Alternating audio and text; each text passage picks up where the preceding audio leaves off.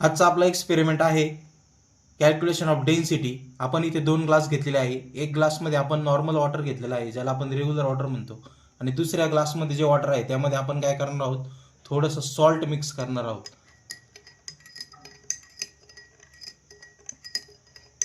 Salt mix केल्यानंतर आपल्या लक्षात येतं की एका ग्लासमध्ये आपल्याकडे नॉर्मल वॉटर आहे आणि दुसऱ्या ग्लासमध्ये काय आहे, सॉल्टी वॉटर आहे।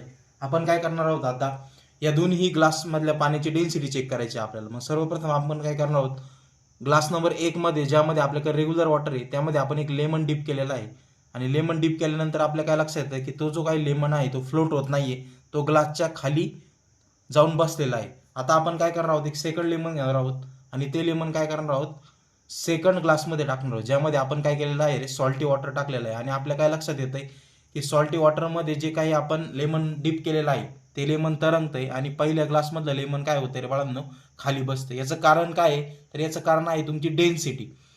डेन्सिटी म्हणजे घनता। आता काय होतंय, पहिल्या ग्लासमध्ये जी काही तुमच्याकडे वॉटर आहे ते रेग्युलर वॉटर आहे, त्याची जी काही डेन्सिटी आहे ती लेमनच्या डेन्सिटीपेक्षा कशी रे बाळांनो, कमी आहे। त्यामुळे ते लेमन काय होतंय, फ्लोट होत नाहीये। पण सेकंड ग्लासमध्ये आपल्या काय लक्षात येतंय की जे आपण वॉटर घेतलंय ते कुठलं आहे, सॉल्टी वॉटर आहे, आणि सॉल्टी वॉटरची जी काही डेन्सिटी असते ती लेमनच्या डेन्सिटीपेक्षा कशी असते रे, जास्त असते। त्यामुळे काय होतंय, ते लेमन तिथे काय होतंय रे, फ्लोट होतंय। तर ह्या एक्सपेरिमेंटमध्ये आपण शिकलो आहे डेन्सिटी कशा प्रकारे कार्य करते।